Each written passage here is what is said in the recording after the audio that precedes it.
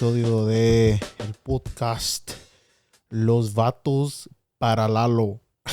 Yeah. The Parallel Boyz, man. Welcome back, guys. Welcome back. God damn, we've been away for way too long. I don't even know where to start, man. I think we've been gone away for like 4 months now.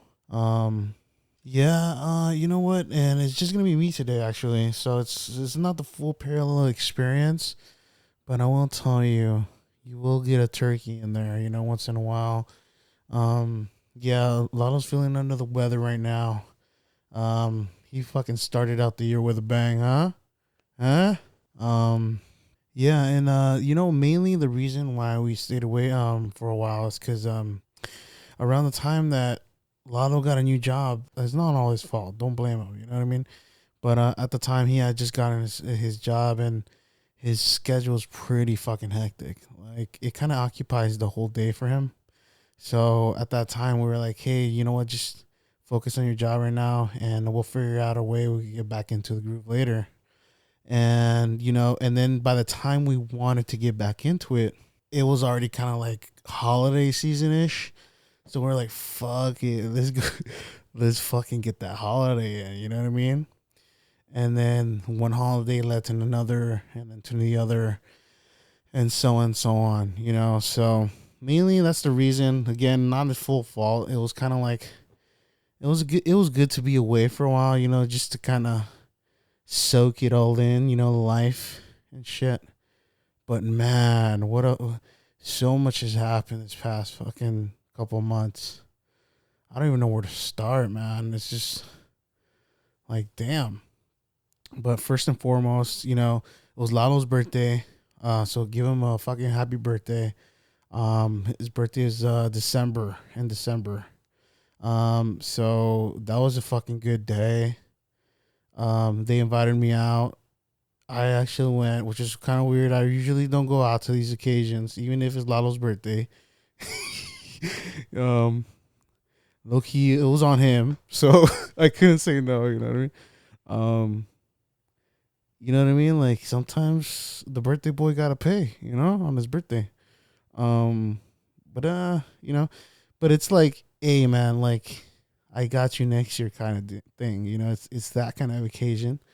So, but shout out to him though. It was a cool birthday. We went out to go eat Korean barbecue. I've always had my thoughts about Korean barbecue. Again, it's good, but for me, the dilemma has always been, you're paying premium price for fucking food that you fucking have to cook on your own. Like, what the fuck? I don't want to fucking cook my food. You know what I mean? I mean, I didn't cook it. I was just staring at them cooking it. But still, it's like, especially like in this occasion. Okay, so it's Lalo's birthday, right? On top of that, he has to pay for his own meal. And on top of that, he has to cook his own meal too. You know what I mean? Like, how fucked up is that to go to Korean barbecue on your birthday? That is the most fucked up thing you could put yourself through. But either way, it was fucking good because it was free. Again, thank you, Lalo. And I'll do it again in a heartbeat. But it's definitely not one of those places that comes to mind where I'm like, fuck it, let's go Korean barbecue. And the other thing too, I rarely get full on Korean barbecue unless you like keep bringing the plates in. But that's where like it kind of racks up and shit, the price. So it's a dilemma, right? I just don't understand how other people don't see this, or I don't know. It's just weird to me. I'm like, dude, that you could do at home. You know what I mean? Like, the best cheat you could do in life is work at a Korean barbecue spot, learn all their marinating secrets, and then fucking quit. And then you have unlimited Korean barbecue at home. Because you're still going to buy the fucking meat anyway. Right? But, I don't know. It's just the way I think. And also, I also thought about this too. I'm like, there are Michelin star Korean barbecue restaurants out there. I'm like, how the fuck are you going to get a Michelin star for food you didn't cook? I just it makes no sense to me. It's never made sense to me. Again, I'll go if it's free. Yeah, or someone's birthday, But I, and that's the other thing. I don't really know. I don't know how to cook. I don't know how to cook. I'm barely learning. Um, learning how to cook. But yeah, that's I guess that's my thoughts on Korean barbecue. I don't know if anybody asked me for my opinion, but there you fucking go. My Korean barbecue opinion. Um, damn, so much has happened. Um, another thing I wanted to talk about. I don't know what the fuck it is, but it's weird. It's weird because it kind of started with Lalo. Again, don't fully blame him, but like it kind of started with him, where he kept telling me, "Hey man, my feet and my legs are hurting sometimes. Like they just started hurting," and then I was like, "Really? That's weird. Like that's awkward." And then not that long ago, my fucking legs started hurting and shit. I mean, don't get me wrong. I'm not healthy in any complete way, and you know what I mean. But I mean, obviously, the people that know me already fucking know that for a fact. There's not even me a reason why I don't know. I should even be saying this, but because they already know. But it is weird how like for me, it's like the lower back of my legs, and you know what I mean, and the glutes, part of the glutes. But then I started thinking, well, I don't really even walk. I'm just sitting down all day, kind of. So maybe I'm just fucking finding an excuse to have this, even though I know the fucking answer. But and then I was thinking the other day, I'm like, because a lot of like I was like, wait, could it be? Could it be the fucking vaccine that's fucking like giving us all these weird side effects? Like I just think it's so crazy how it's so similar. Me and him have the same type of pains. But maybe I'm just looking for an excuse of the obvious, I don't fucking know. But yeah, I just thought it was a fun conspiracy to throw out in the air. Like, you know what I mean? Like catch it with your fucking hand and just kind of look at it and you just go away with it. But again, it's one of those fucking things, right? But yeah, man, so much. Especially at the end of the last year. It was fucking crazy. The whole fucking Israel-Palestine conflict situation. I honestly think, this is my personal opinion, I honestly think that started as soon as we fucking stopped doing the podcast. Like, you know what I mean? Like, there's fucking commotion in the Middle East because of this podcast, because we're not putting those fucking episodes out there, you know what I mean? Nah, but I'm just on a serious note though. Yeah, that whole situation is crazy, man. Um, it's definitely it's definitely a topic that's way beyond the grasp of things, right? Because you feel like it's crazy because we're so far away from it, but we feel the immense effects of it. Well, I feel the immense effects of it, I remember just, and I mean, like when you're on social media, like there's kind of no escaping it. You're gonna get that feed anyways, and again, the more shit you watch, the more like related stuff you get to see, like algorithms. And by the way, that's another reason why I know I brought this in the past, but like I kind of dip in and out of Instagram because it's so fucking dense right now with like just like so much dark shit. Like I remember at one point my feed was just fucking like how just people dying. You know what I mean? Like I was just seeing so much death on Instagram. It's become such a common thing.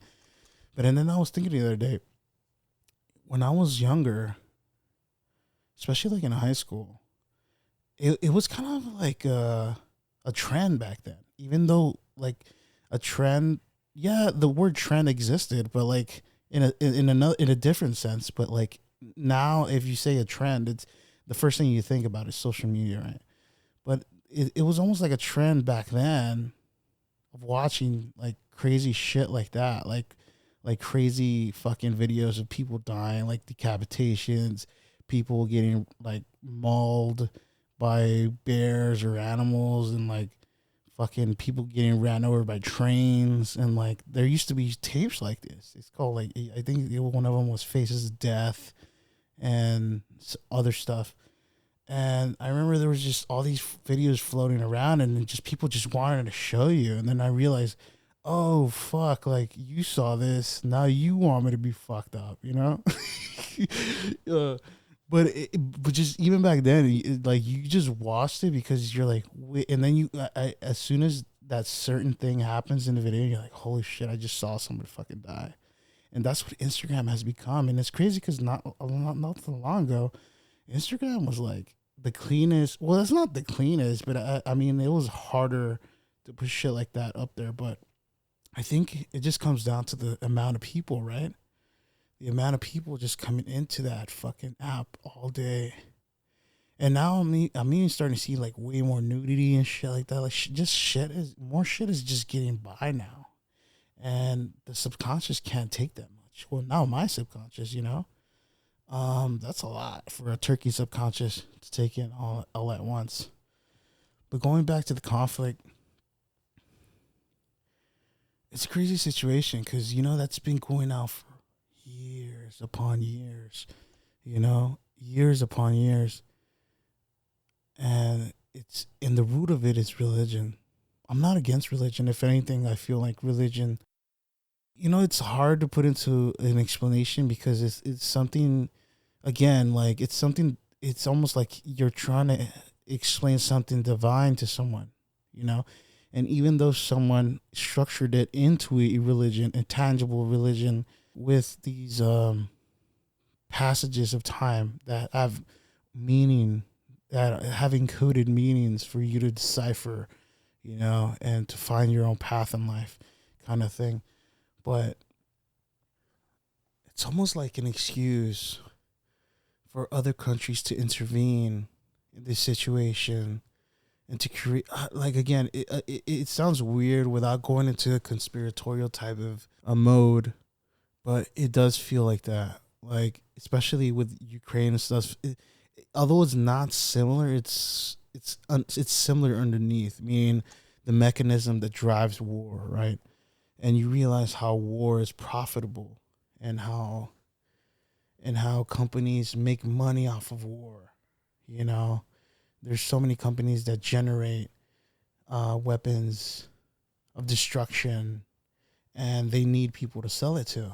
You know, it's always weird how there's always areas in the world that are so unstable, and you realize, why is this so fucked up? And you're like, wait, can this actually be this almost like the zone where you always almost want unrest, right? Because the more unrest, the more reason you have to sell these weapons, you know? And a lot of the taxpayer money also is being sent to Israel to fund these weapons.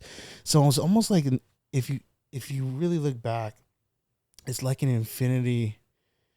It's like a money laundering scheme if you think about it, because some of the biggest weapons companies exist in the U.S., you know, and they generate mass production for wars. And you would wonder, why would U.S. want to invest so much money to these countries, especially when they're under war, you know? But it is kind of where the U.S. will take all of this tax money, all this money to fund this country that they're going to buy weapons from companies here. So it's almost like they're relocating the money from the people's money back into these weapons companies that are partially owned by private sectors of the government.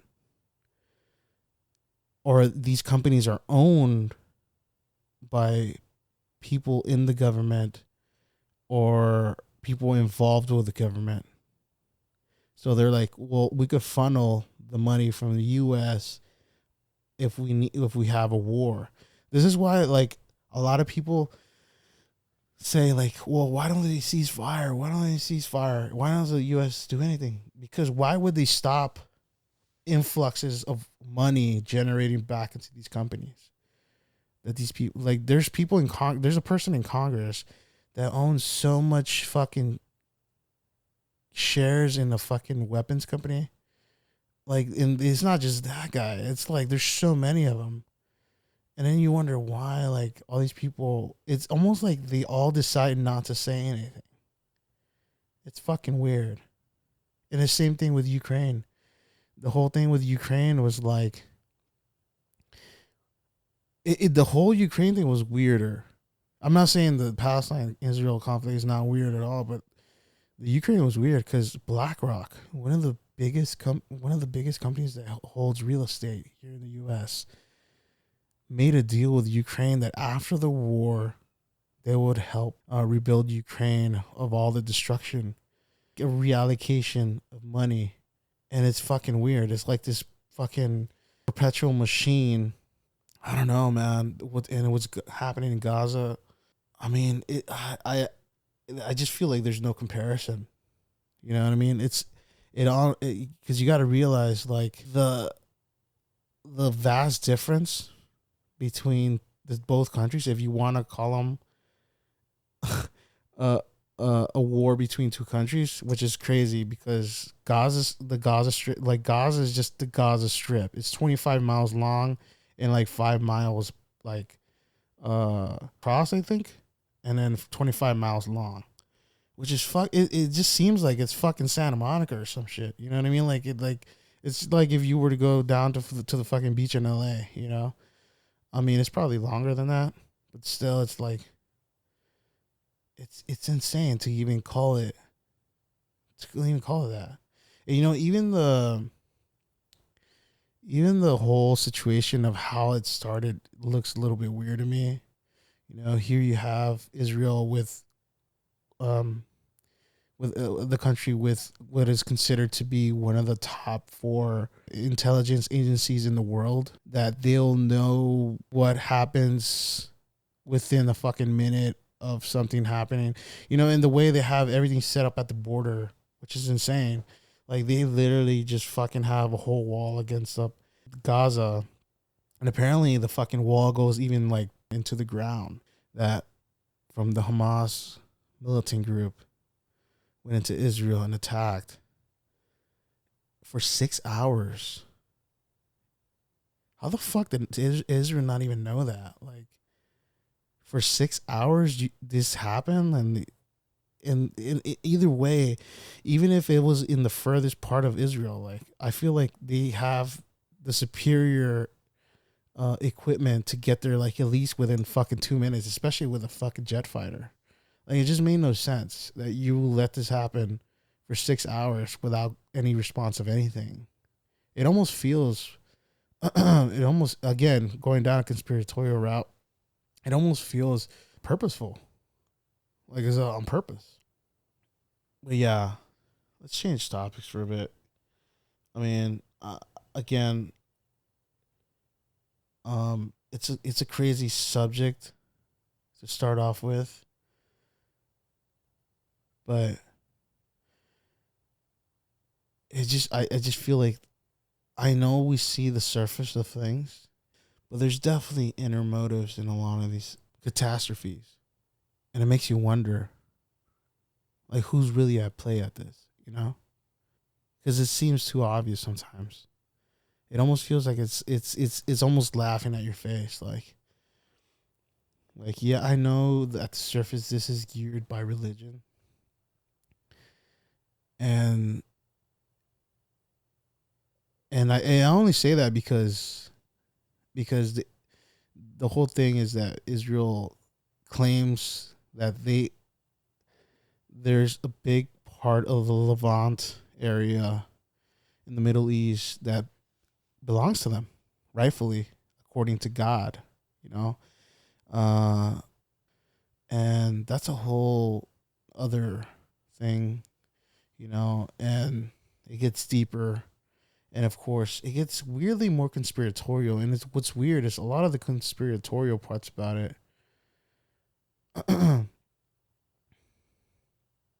they kind of line up in a weird way. I don't know why. They kind of line up, but we don't have the time for that on this podcast. I just wanted to bring up that. Just wanted to bring up to attention that these motives of destruction are set at the root of something more sinister, you know? And this is why every American has the right to talk about it, because, and I understand, like, they're not fucking taking all your fucking money to take to war, but I mean the collective of the American people chip in for this shit. You know, 40 billion to Israel. I think it's 20 to Ukraine now. I think at this point, like, they have already, like, invested like over 100 billion in Ukraine in the past year or two. Close to it. And then I think they were initially starting to give like 10 or 20 billion to Israel. Now, because of the war, they're doubling that, like 40 billion or some shit. Again, if you want facts, go online, because because I know, like, I kind of skimmed through this shit, and I know this is the time to get even more serious about the facts. But it's a ridiculous amount of money, and I just think it's funny how like the student loans, like, literally it was like I swear to God, I think it was like $1 billion to forgive a lot of these loans to help your own people with this tax money. And no, instead, let's fucking throw all that to war, to kill innocent lives. You know what I mean? And that's the other thing too, man. The people that have nothing to do with this shit, you know, they're the ones suffering. It's disgraceful, man. It's fucking disgraceful. And the fact that they're doing this in the name of God is insane. It almost feels like a fucking sacrifice on a huge fucking level. I don't know. It just feels fucking weird. I'm telling you, I feel it in my fucking bones. My thick fucking fat bones. But yeah, hopefully that wasn't too gruesome. But I mean, I just had to share that part about it. Just the mechanism of war. I know I didn't put too much emphasis on the face of it, and I understand that needs a deeper topic. It needs a deeper talk to talk about that topic. And I'll probably do that in a later episode. But at the same time, I don't want to make this into a political podcast, because it's not, or religious, political, or whatever. But it was something that you just couldn't ignore, you know, because it's still happening now. I think right now it's at the death toll is insane in Palestine, insane. And again, I'm not saying that the killings in Israel weren't justified, but man, like, this is a fucking crazy way to justify your means. It's almost like you need to kill like 10 million people for the price of one, kind of thing. Again, it comes back to that chosen one mentality where you think your life is more valuable than the rest, which is already a crazy topic in itself, right?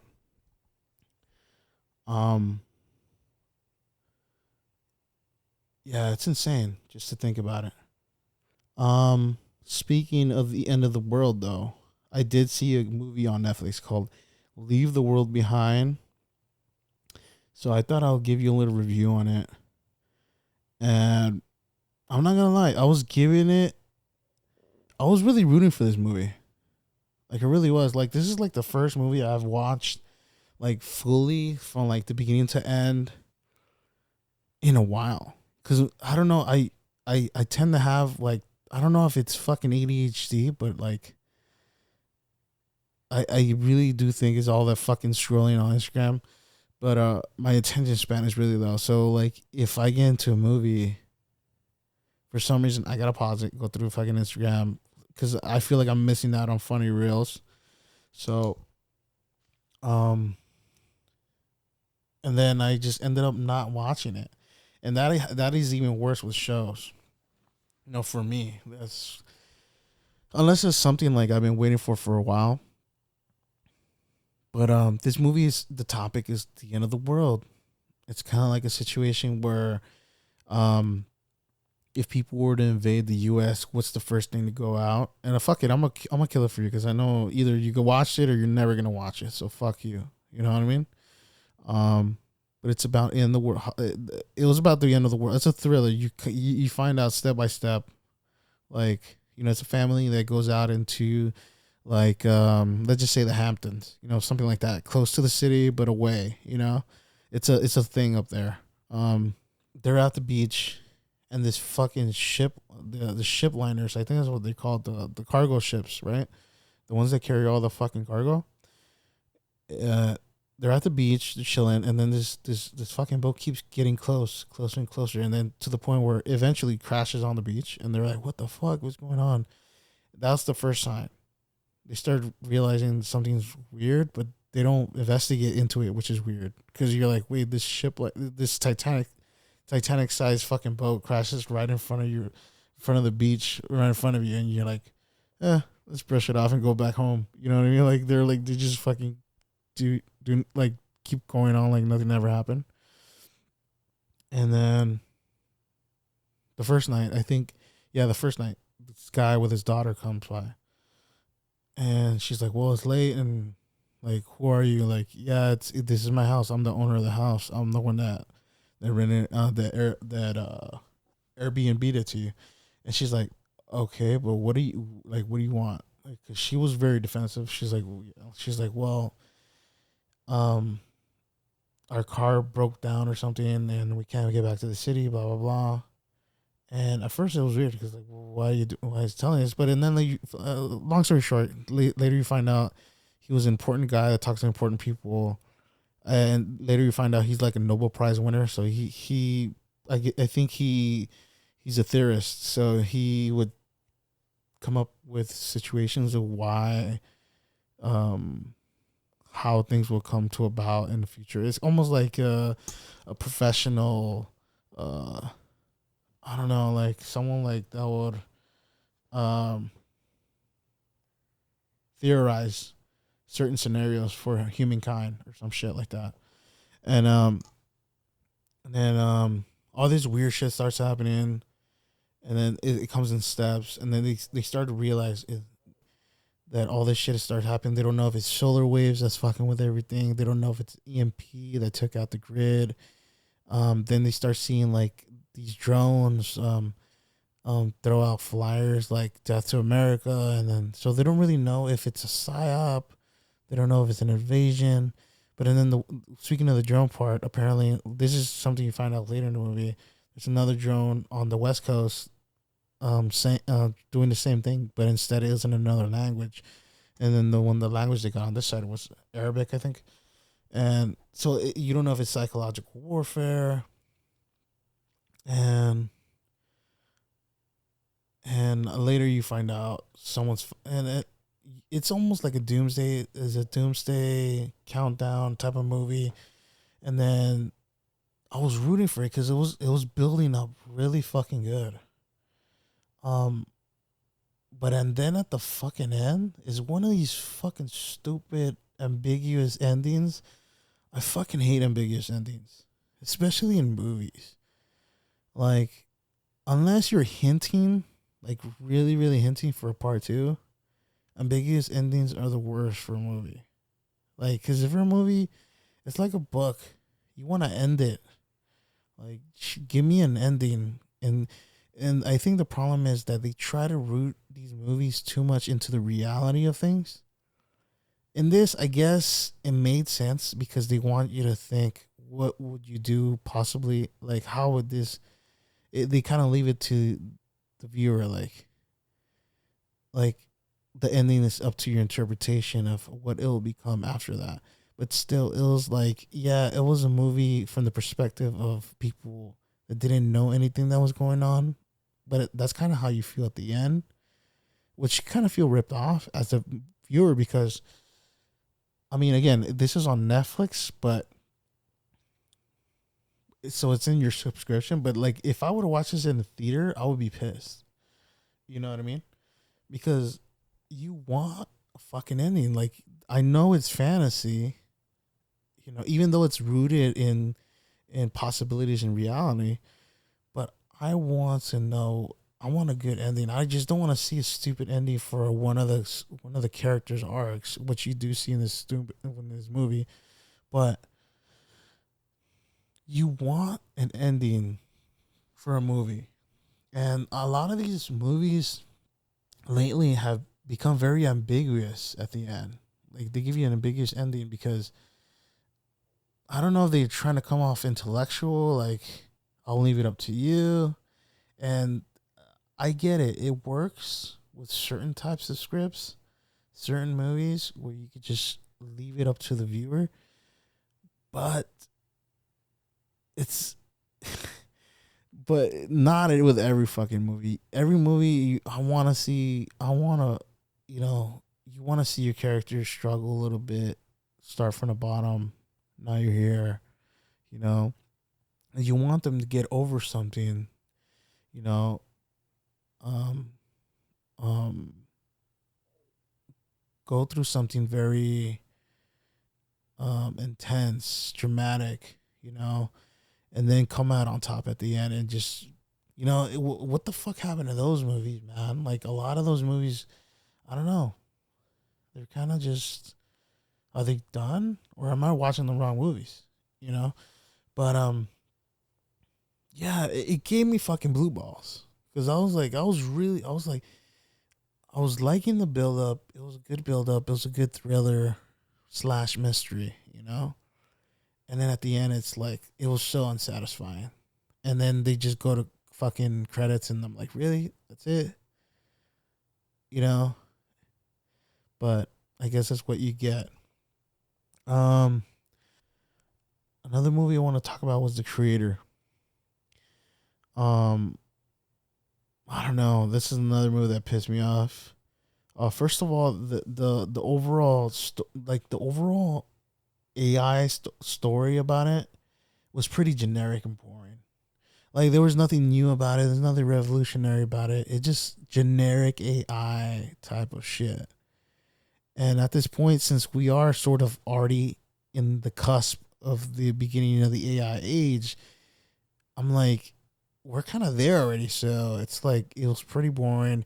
And it was kind of like one of those movies where it's like they were trying to make AI look like the good thing. And they didn't, there was no ramifications about it. It was just kind of, it's kind of like this good thing that's in the background and how good it was for mankind, and mankind was the evil one, which is weird, you know. But again, I found out later this was based on the book. I never read the book, but yeah. And another thing I didn't like about it was it was too similar. Like, every time I was watching the movie, it just reminded me of Star Wars.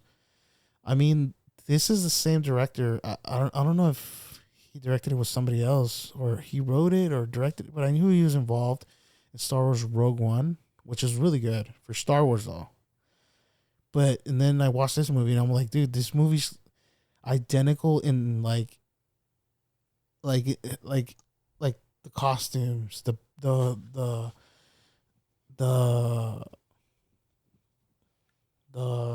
the sets, everything was so fucking Star Wars. You know what I mean? Even when it came down to the robots, the CGI was really bad. It was pretty bad. It was a bad movie actually. The only thing that made me interested towards the end was the main character. I forget his name, but he came out on Tenet. I forget his real name and in the story, but he's pretty good. He's a really good actor. But I'm not gonna lie, he kind of carried the movie on his own. To be honest, like the way, like, I don't know, like his acting couldn't connect with all the other acting. That's how I felt like. Like when you have, I think this is one of the flaws. Like, if you get a really good actor with, man, this is hard to say, but like sometimes you get a better actor than the rest, and sometimes they don't fully connect in the lines, and that kind of felt like that in a weird way, because it almost felt like this guy was above the story in a way. And the only thing I liked too was his story arc. Like they actually ended the story arc. Because again, I'm gonna fucking ruin this movie for you because I know you're not gonna watch it, or either you watch it, you never will. So fuck you. Um, yeah. So his wife gets killed, and but somehow they have this technology in this world that they could bring. Like if you have a chip, they could bring back your. No, okay. So they could put you in a chip. Okay, so going back a little bit, they have this technology where if you die, they could put you in a chip. No. Oh, fuck, man. Oh, no. Okay, so check this out. So she didn't die. She was alive, but she was in a coma. But they do have this technology where, see, this is how much I fucking didn't care about the fucking movie. But she was in a coma, but she got killed, and he couldn't say goodbye. And this is already at the end, and he was bummed. And then I think it was the kid or someone downloaded her mind to the chip. But once you play the chip, you could only play it for like a few seconds or a few minutes, and then the chip is gone, or the thing is gone. So they put her mind they downloaded her mind into a chip when she got killed, and toward the end they saw a bot, and the bot had her face on it. I guess they were making bots out of her face. Again, I don't fucking know. I remember I was starting to lose interest at some point around here, but I was still very concentrated on that character. And there was a point where the kid had to do something, and then he had to go on the capsule to escape this thing in the fucking space. And oh no, he had to do something while he waited for him, and he had to go back in time, but he didn't make it. And on his way there, he took one of the cyborgs with him, and then they were calling each other, and then the guy didn't end up making it. And then again, this is how fucking I don't even know why I'm even reviewing this movie, but the guy didn't end up making. He just told him leave, get off, like just take off. He kind of just accepted his fate, and he was like, "Fuck it, I'm gonna die," and he just started walking around. He went back to the crops. That's where the kid left the body of the cyborg, but he had already inserted the chip in the cyborg. And then the cyborg comes to life, and it's his wife, and she recognizes him, and then they embrace, and then the fucking ship blows up. But it's like it was a fucking arc. It came to a full completion, and that's what I like. It was satisfying. You know what I mean? I hadn't seen that in a movie, and that's what I'm saying. Like going back to the other movie, it's like it's hard to see a movie now that has a full ending. Like it just like it feels like it's complete. You know. And it doesn't like just leave you wondering like what the fuck happened or what's going on, you know. And yeah, but that's my review. It's just it was born AI story, about this kid that was the key to all AI. I guess he gets control all of the AI, and he had to protect them. And at the end, he saved them. But he had to die, unfortunately. You know?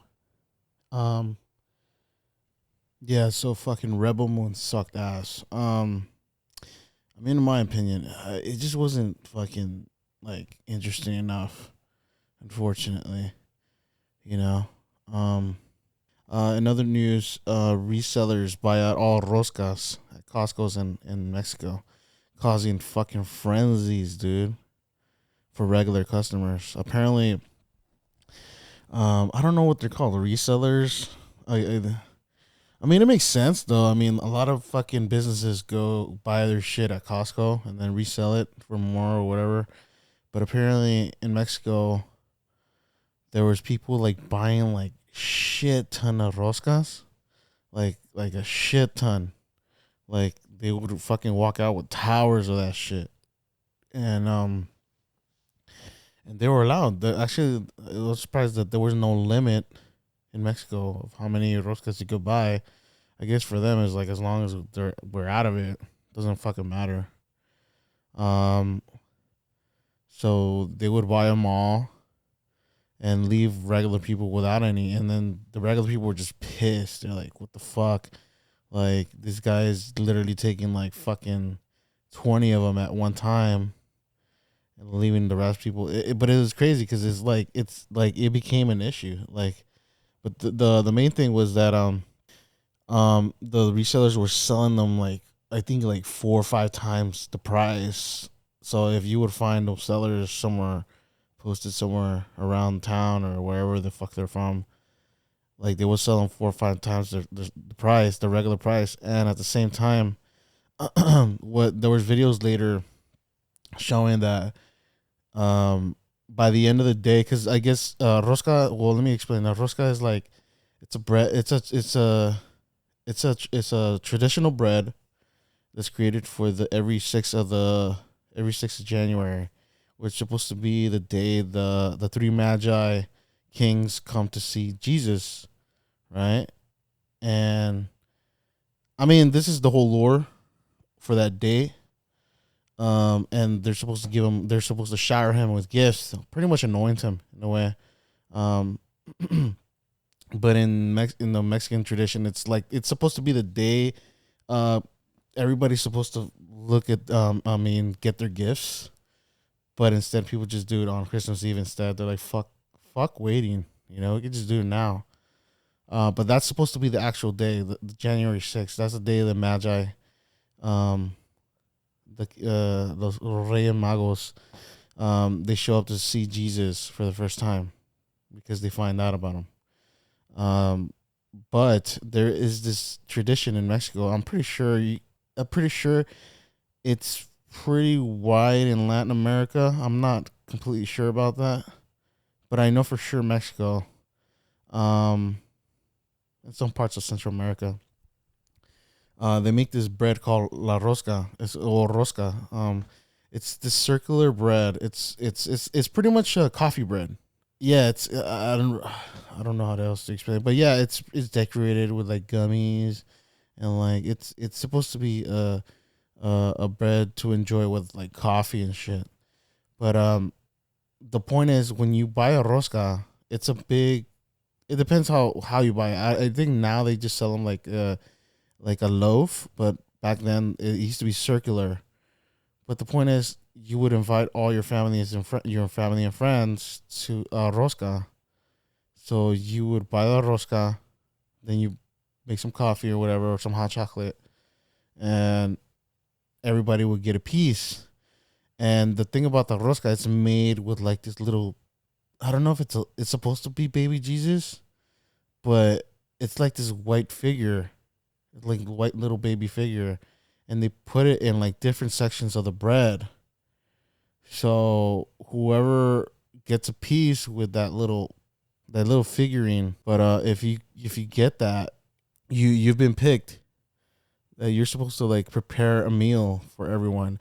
It's usually tamales, like something like that, but it could be anything. It could be a big food where you buy the food and you cook it, but you prepare for the people that are present at that rosca.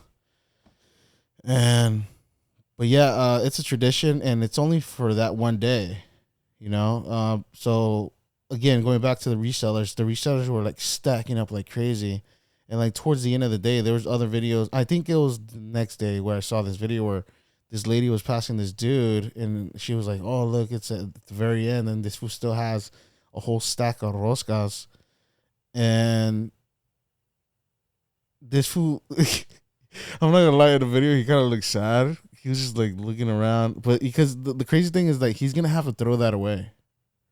You see what I'm saying? Like this is kind of where like greed kind of, um, again, I don't want to call business people greedy because maybe he was just thinking he was gonna sell out, but it was already the end of the day that day, and then he kind of just knew he wasn't gonna sell the rest, and it's unfortunate because I'm pretty sure.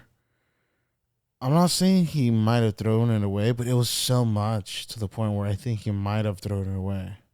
Because I mean, even if you were to save that bread, it's not gonna last him much. Maybe a week, but he's not gonna eat all of them. So at that point, it's either you give them away and you lose money, but at the same time, you kind of took away from the advantage of the whole tradition for other people. Because now, like other people, I mean, I'm pretty sure they found another fucking rosca somewhere else, but it's like everybody was going for those. And you know what's crazy is something about the Costco's in Mexico. The people are more fucking. It's kind of weird. They've definitely been Americanized because this is like American behavior, like going to stores and like fucking fighting for fucking things. It's kind of like this Stanley Cups, like because of that Stanley Cup that survived the fire in the fucking car. Now everybody wants one, and like it's just so weird, and like people are going crazy for this shit, like for items, you know. And well, I mean, food is different. But still, it's very weird to see that. And again, with Mexico, it wasn't just the rosca. Before that, Costco always has like cakes. They would always make cakes and put them out. And apparently, they had been doing that with cakes before la rosca, la roscas, and then they would fight over these fucking cakes. It's just funny seeing all these doñas free fighting it out in the fucking middle of the Costco bakery for a fucking piece of cake, for a whole cake. And but it's again, it's like it's this thing about like I need to get that kind of thing. It's like that whole Black Friday type of deal, even though it's not as bad as it used to, because Black Friday used to be like kind of gross for a while. Like I remember like people would like entirely skip fucking Thanksgiving just because they wanted a Black Friday deals. And I'm like, dude, you're skipping the day with your family, and like, oh, it's because we're doing it together. But I'm like, yeah, but you guys could just be spending this time together instead of fucking, I don't know. But yeah, again, it just felt like a waste seeing all these roscas go to waste. I'm pretty sure, like again, I'm pretty sure he might have given them away, but I mean there's type of people that they'll just throw it away, like if they don't make any money off of it, you know. Yeah, that's a stupid observation, but there you go. The next thing on my list is iPhone 12 banned in France and possibly Europe. This happened like in September 2023. It was apparently according to the article I read, it was due to dangerous radiation levels. Apparently, the phone was emitting some sort of radiation levels that was like far beyond the recommended use. So it just makes you wonder, like, holy shit, like what kind of radiation does the fucking phones? Like it kind of made me wonder. Like ever since I read that article, I was like, I shouldn't even fucking be sleeping right next to this fucking thing, And I have an iPhone 12, but apparently Apple issued a statement saying that they could fix this issue with an update. You know what I mean? Like, wait. So in my mind, I'm like, wait, you could fix this with an update. But why the fuck even have it that high in the first place? And apparently they were saying in the article that apparently some of the apps, when they're working, they generate more energy, and that's what's causing the radiation. But that's crazy that the fact that France considered this dangerous, according to their levels. Apparently, they did an independent study where they were a little too cray cray, for the regular consumer, and then later Europe followed with their own, and then but. They also Apple was just kind of bold and said like, nah, like we don't trust your tests. Like we did multiple tests, third party tests, which is it's kind of weird. But it makes you wonder. I'm like, fuck, man, how dangerous are these fucking phones, right? Because if you think about it, it's like that saying everybody like saying it's like it's actually kind of annoying now. Everybody brings it up, and especially in conversation, like the fucking phone you have has like way stronger computers than the one that they used in the rocket that went to the moon. You know what I mean? And then I'm like, that is true. And then I'm like, well, how much of this shit is bad? Maybe some of those headaches come from that fucking phone. You just never know. But we'll see what happens. You know what I mean? You know what? I'd like to give a shout out to El Boludo, aka Oso Mayor, for fucking gifting me an AMC gift card. May Krishna repay you with plentiful sneakers throughout your life for that. Thank you, bro. Low key, that was the only present I got this fucking Christmas. So thank you for that. I haven't used it yet since. I was gonna go see Godzilla -1, but fucking Lalo flicked out again. Again, it's not all Lalo's fault, but still, it's kind of his fault. But yeah, hey, thank you for that, man. I'm gonna watch hella movies with that, and another fucking crazy news is Shohei Ohtani. I don't know if that's how you spell it. That's how you pronounce his name. Shohei Ohtani. Yeah, congratulations on his record-breaking deal for $700 million 10-year contract with the Los Angeles Dodgers. Apparently, which is fucking cool, by the way. Even though I don't go to fucking Dodger games because I'm broke as fuck, but apparently, this is a crazy, crazy deal. That is a crazy deal to take, especially like in California. You know what I mean? Because of all the fucking taxes. But according to source, Hotani will be deferring $68 million of his 78 average salary. An idea that came from Hotani himself. That means that he will be earning $2 million per year from the Dodgers, $20 million in total over the life of the contract. And I'm pretty sure most of that goes to the deferrals, which total $680 million. So in a way, he kind of knows about the tax issue. So he's like, fuck it, I'm gonna take a dip from the beginning and just earn like $20 million, and then by the time I leave the Dodgers, he could just move anywhere else where he doesn't get taxed, and then he'll get that fucking rest of his fortune, which is pretty smart because, I mean, it's a 10-year deal, so he's pretty much making. Okay, so he's making, of course, he's definitely getting his money incomplete, but he's deferring the rest, meaning that he's probably putting like in other assets or something, like, or he's holding, like, he's almost placing like a hold on his money. So he's essentially just going to survive on $20 million for the next 10 years. And then by the time he leaves the Dodgers, or he decides to retire after the Dodgers, the contract, he gets his money somehow.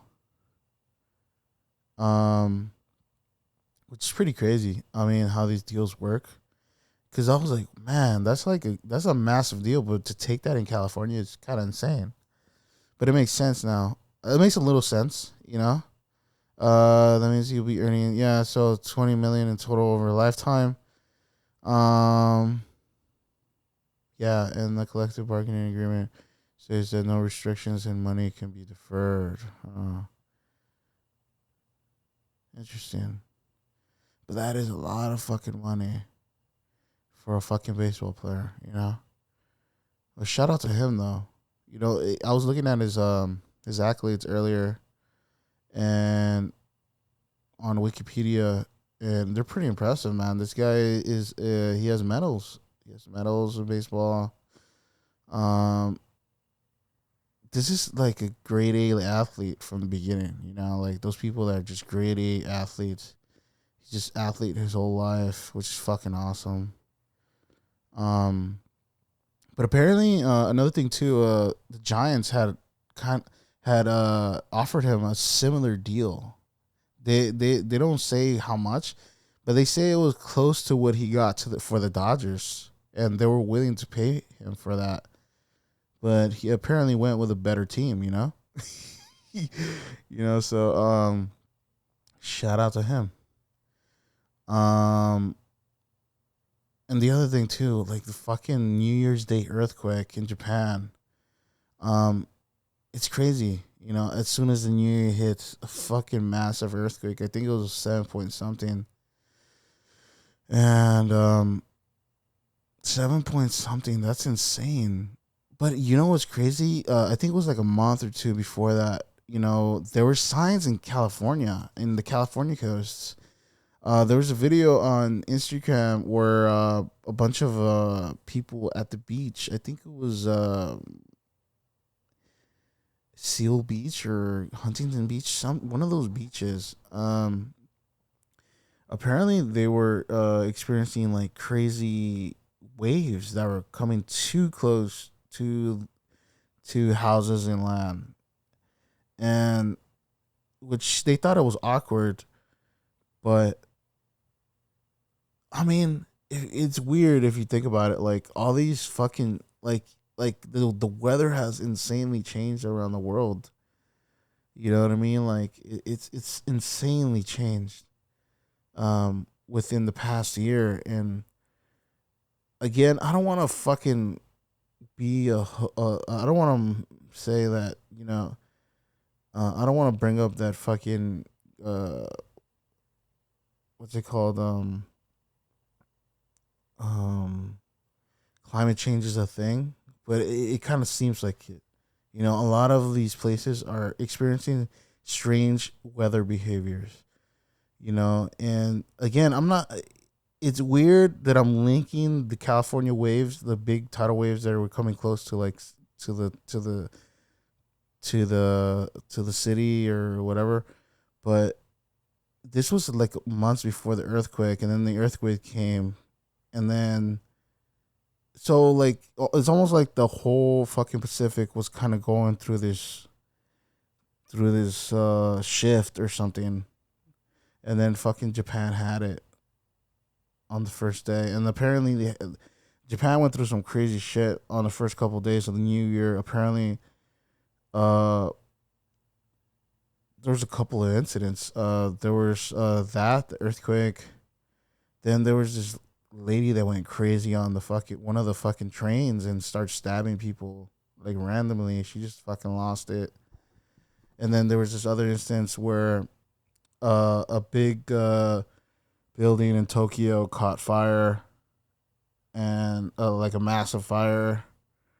And yeah, it was kind of crazy. I mean, again, I know I'm connecting all the dots here for no reason, but it's just crazy how much news came out of that area at the beginning of the year.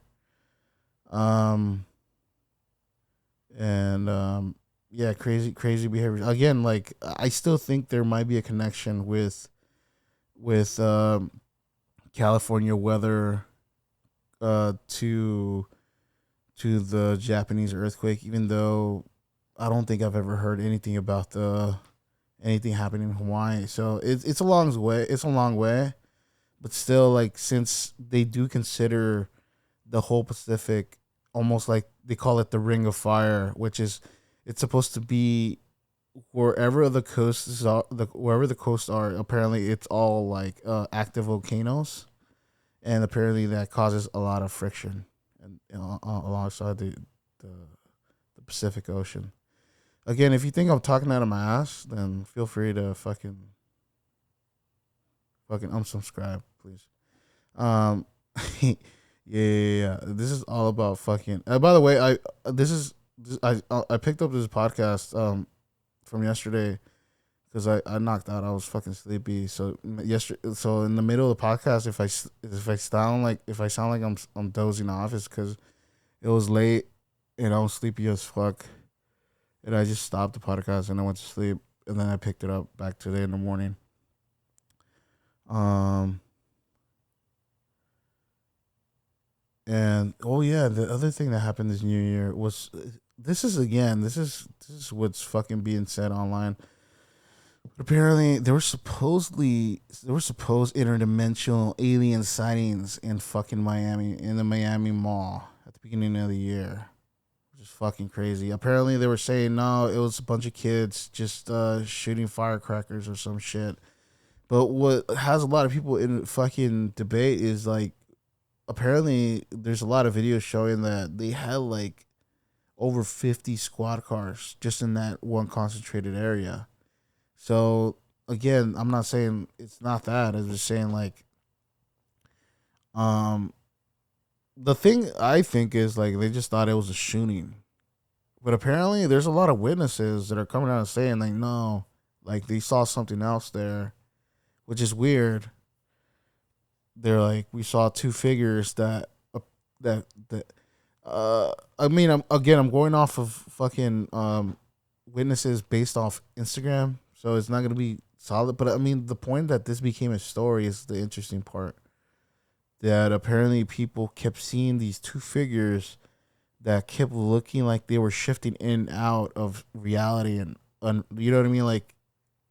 And they said that they look alien like, and that's what caused the fucking stir in the mall in the first place. And but apparently they were switching the narrative or some shit, saying it was just a shooting or just kids playing with firecrackers. But again, it could just be like literally a shooting. So it is Miami, by the way. You know what I mean? Yeah, yeah. So but yeah, it's crazy, man. 2024. It started off with a bang, but I feel like from this point on, from January 20th and up, I think things are definitely gonna switch up. They're not. I don't feel like they're gonna be the same anymore. I think you just feel this just going outside for a bit. Even though I don't really go outside for a bit, even though those few times that I do go to work, to the office, I kind of just observe, um, just kind of like, you know what I mean? Just observe the behaviors of things, the weather, everything. And it kind of does feel like the world's going under a shift in a way. I don't know how to explain it, but, and I'm pretty sure a lot of people know what I'm talking about. Um, but yeah, man, starting this Saturday, January 20th, I feel like a lot of things are going to change. It's going to be massive change, and people are going to have to learn to move through those changes. Like Bruce Lee, he said, move like water, because the thing about water, it's mutable, right? Like, whatever situation comes your way, you move accordingly, right? But also, if it's provoked, a lot of water, it's a lot of force at the same time. It'll slap the fuck out of you, So keep that in mind for this upcoming year, because I just feel like shit's gonna get crazier. The fucking elections are at the end of the year. The wars are breaking out. There's rumors of wars. There's so much shady shit. I feel like it's gonna come out of like industries that have been holding back shit for decades and years upon years. Um, but again, just again, keep Bruce Lee in mind. You know what I mean? Um, I'm actually one of the good things about this year though. I'm fucking actually proud of myself. Um, I cooked spaghetti for the fucking first time. My mom's recipe, and holy fucking shit, it came out fucking delish. You know what I mean? Delish. Um, I was actually surprised how fucking well it came out. To be honest, I don't want to jinx myself because I've only done it once. Everything came out right. Just the only thing at the end, I kept moving the spaghetti with tongs, so it ended up breaking all the spaghetti into like little pieces, and that was unfortunate. It was, but the taste and everything, the texture, it was spot on. Lalo hated it. nah, this shit's whack, dude. I'd rather go to fucking Little Caesars, dog. Fucking Lalo, bitch ass.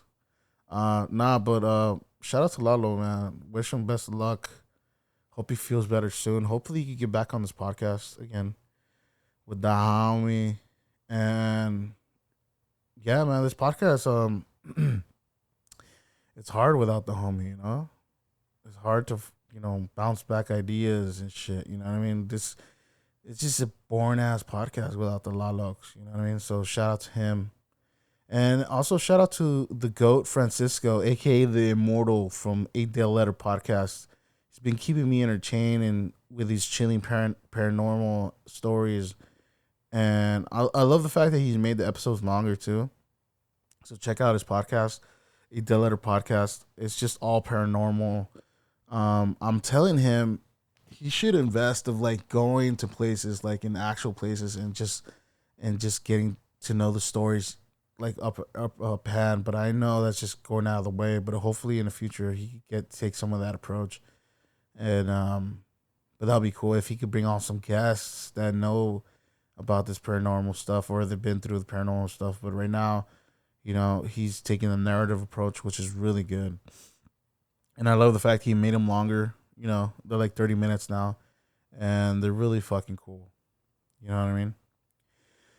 And I think that's about it, man. It's a crazy year coming up, and I think it's a couple years. You know what I mean? I think this next couple years is gonna be insane.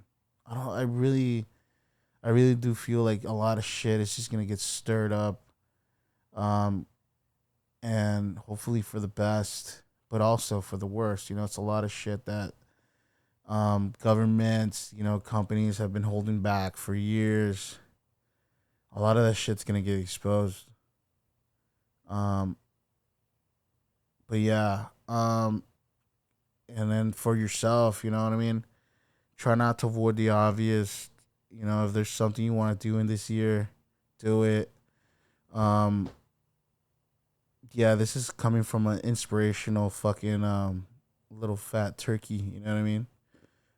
Even though I'm a little fat turkey, you know what I mean? I gotta tell you how it is, So gobble gobble, bitches. And hey, I got a bonus question to all the single males out there. Only the single males. I don't want to get other people in trouble, but would you date a chick with a Ouija board tramp stamp? And please send us in your answers. I really want to know. It's an interesting question I've always had in my mind. But other than that, later, bitches. Peace.